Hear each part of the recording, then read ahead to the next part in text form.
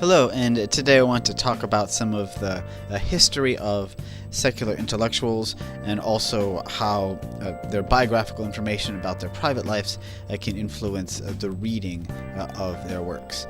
Now, for thousands of years and for much of human history, there'd be a clerical, mystical, soothsayer type caste of people that would tell us what to do with our lives.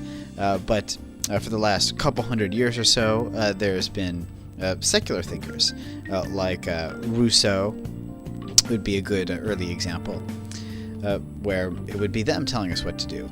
It might seem like I'm just taking pot shots at secular thinkers if I'm trying to say bad stuff about their personal life, but really I just want to understand what they're saying, because whenever we read a text, one of the important questions that we need to ask is who the author is, where they're coming from, and understanding things about their who they are and about their lives helps us to understand their writings better. Also, since the types of people I'm talking about today are people that are telling us how to live our lives, that secular heirs to the soothsayers of old. And since they're telling us how we should live our lives and how society should be reorganized, it makes sense that we would at least look a little bit at their own lives to see the person behind these ideas.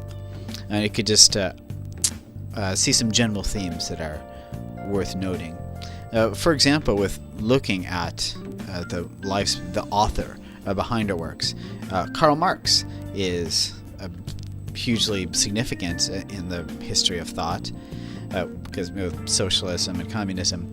With Marx, you might read some chapters and see like, oh wow, this seems really anti-Semitic. Why is that? And from looking at his biography and from his life, you could see that he wasn't that great at managing money, and he often found himself as a debtor. And a lot of times he ended up owing money to Jewish lenders. And maybe that kind of carried over into this intense hatred against Jewish people. And that's a big thing that we need to keep in mind with Marx, who's actually telling us how to rearrange the economy for an entire society and world, is that he couldn't really deal that well with money himself in his own life, and even carried over into an anger at Jewish people as a whole anti-Semitic streak in his writings. And he wasn't an alcoholic, but he did have some issues with drinking. He did get drunk sometimes, and you could see in anger there too. And some of just the anger that would be clear in the disastrous dumpster fires in his personal lives with his friendships and with his familiar relations would be that anger comes out in his writings as well. Really, it's no surprise when there has been so much violence in communist revolutions, because it's so implicit in the anger that you could see in the text of his writings, that there's this anger against the way things are now. And we should hold authors to task for encouraging violence. I think maybe another good example of that, of someone that often gets off the hook, would be Jean-Paul Sartre. Especially later in his life, he would write about taking action, and really you have to ask the question of a lot of violence in revolutions. Was he connected to that? And it seems like with his writings he was encouraging that, even though it's ironic because he was just a kind of a pure intellectual himself.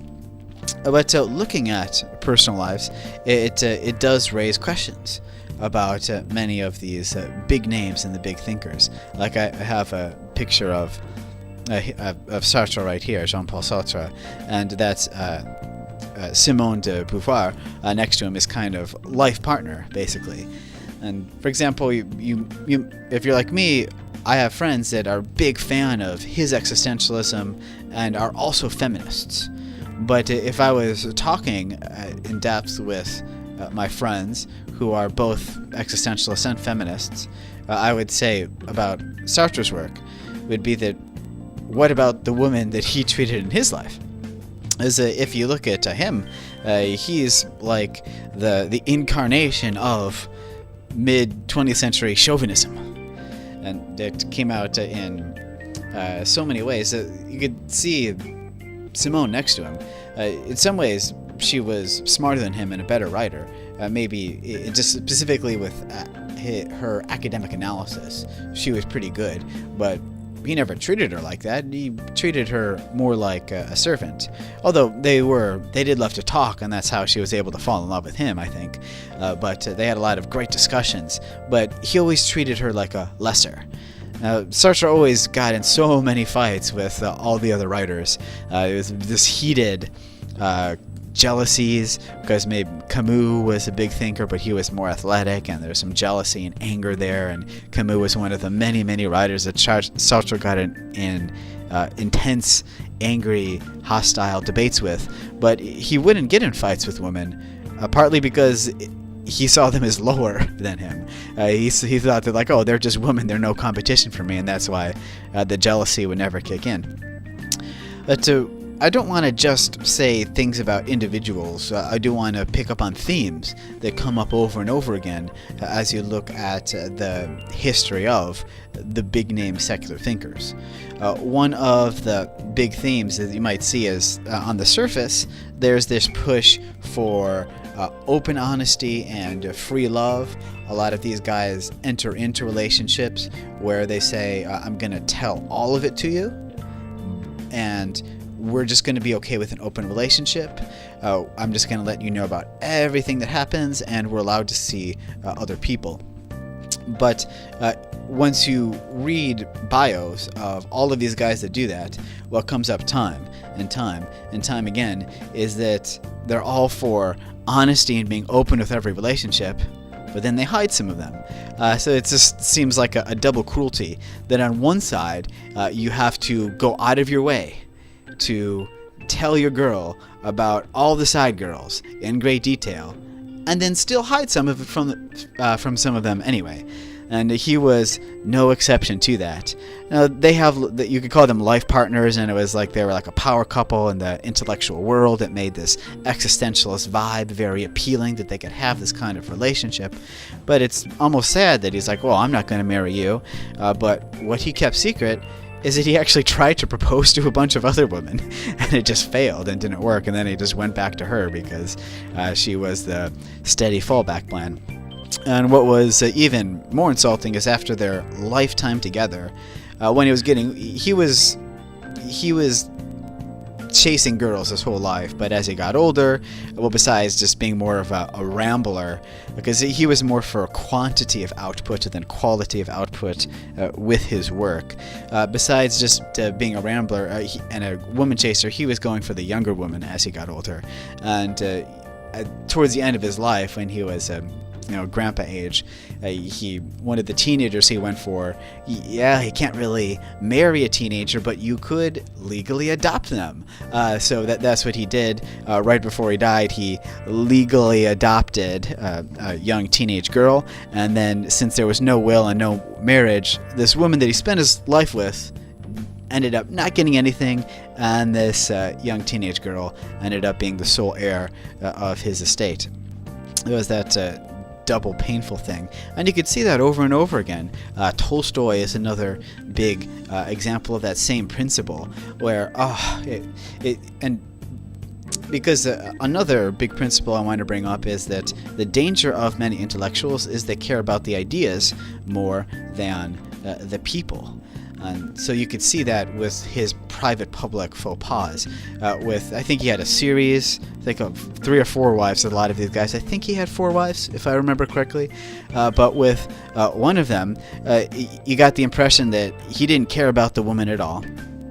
But he was fascinated by stealing some of this information from the personal life and putting it in a story so that would embarrass her in front of the whole world, and he wouldn't care because it would bear the literary truth. And of course, all of these guys I'm bringing up are geniuses and great writers, and I do respect that. But it should give you pause when these people who are going for the truth hurt all of the people around them for the sake of finding an idea at the expense of individual people. And that's sometimes why violence is encouraged, because when the idea is more important than people, you could be violent against the people that disagree with your idea. That leads to a danger. But Tolstoy would force his wife to read through all of these diaries of the prostitutes he would go to, force her, and it just broke her heart to read through that. But after forcing his wife to read through the diaries of his extramarital affairs, he still had the secret diary. And the secret diary turned out to be information about cutting her out of the will. So it was a big bummer. And I think if you go back, maybe the earliest example of this private-public thing would be this guy, Rousseau. Now he is, idolized as this wonder boy, this like picture of the ideals of the French Revolution that happened a little bit after his life.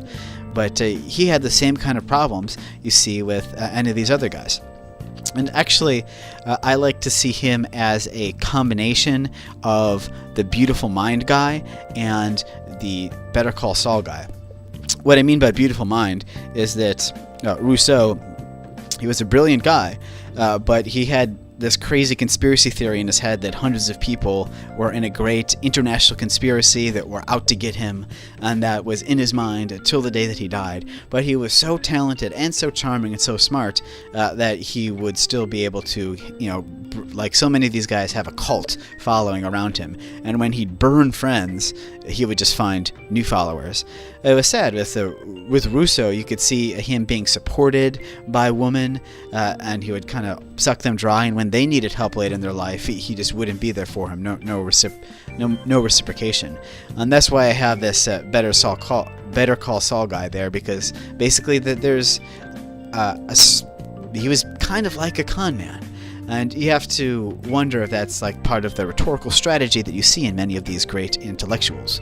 Because I've been talking about this, let's lay it all out there, let's just be open. But there's kind of a rhetorical con going on when you do that, because the kinds of confessions that you see from a lot of these secular intellectuals, like Rousseau and like some of these other guys, it's the strategy that goes on is, I'm going to be shockingly and counterculturally open about my faults, and then you trust me, and then once you trust me, I tell you I'm the most wonderful person in the world. And once you look at their actual lives, oh, no way you're the most wonderful person in the world. Your personal relationships are a train wreck. I got to watch out for those things that recur over and over again. I started talking about Marx a little bit, and before I finish the video, I'll also throw in that it's not scientific. If it was a PhD thesis that would be defended today, it would be torn to shreds in its defense. A lot of the details and the citations and the numbers were intentionally bogus. A lot, twisted facts, out of context, outdated facts, not using the newest ones. In a lot of cases, like, look at what's going on in this capitalist society, but he would be using the data from the pre-industrial area, and when there was more capital, things did actually get better. Of course, we don't want to defend all of the conditions of the Industrial Revolution, but he was not forthright with his data, so it cannot actually be considered a scientific thing by any means. And that's again what happens when the ideas are more important than truth, and when the ideas are more important than people. And it might be a long time ago, but you could still see the same kind of things happen today. Like you might have heard of, that's Rousseau, by the way. I'll come back to him in a minute if I have time. Where is he? There he is. That's Chomsky. Now, I didn't know any of this stuff about him as a political figure. I just, since I teach language, I've just have great respect for his work in linguistics. But I guess I also realized, he's political. I guess he's a liberal with politics, I suppose. But when learning more of the details, it's a shocking eye-opener to see how he could just be blatantly dishonest for the sake of his political agenda. For example, right after the Vietnam War, well, okay, so many people protested that, and you have this narrative that America's bad and the socialists are good. But what about Cambodia? With this Pol Pot regime that murdered a couple million people, it was a genocide. It seems to me, from what I've read, that he was going out of his way to be a genocide denier. That he was dishonest about this. It seemed like the strategy was first, deny that it happened. Second, say, oh, we're not sure that it happened. And then once you could find some angle to try to blame it on America somehow, then you finally kind of admit that it kind of happened. And that's shocking to me that these, because it's the modern era, and I could just watch it on YouTube. I could just watch him with his own words so intelligently and making the audience laugh while denying the Cambodian genocide. And so it's some of these same themes emerge with ideas over people and ideas over truth that comes up over and over again. And Russell was an interesting case too, also with this series of marriages, and you could just see the same pattern again, where it was an open relationship, but he still hides stuff. And so it makes you wonder if the big thing for their life is that, it'll be better to be honest and open, but then you still hide things. It's maybe we shouldn't be listening to these people about how to live our lives. He liked to tell people a cool trick that if you're meeting a girl at a hotel, it's like for a love hotel to hook up with them and they're not your wife, that you should instruct the side girl to get angry about a phone number or something, and just make her really feed her lines to make it seem like she's your wife, so it's easier with and those are stories that he would tell his friends, just tips to trick the hotel owner into thinking that your side girl is your real wife. And of course we need to actually look at what he wrote, and then it's not too hard to disagree with the points that he makes about atheism, but also just to bring him up as just one more example of this pattern you see over and over again, that, let's just be free and open, let's be honest about everything and have an open relationship. It doesn't actually work. That's why these guys had 3 or 4 marriages on average, and that's why they forced their wives to read all the details of their affairs, and also still hid things from them after being honest about all of the garbage. A lot of this information I got from the book I read last week. It's highly recommended. It's Intellectuals by Paul Johnson, and the full title is Intellectuals from Marx and Tolstoy to Sartre and Chomsky. There's about, I think, 10 or so chapters, so I only covered some of the highlights and some of the big themes. But thanks.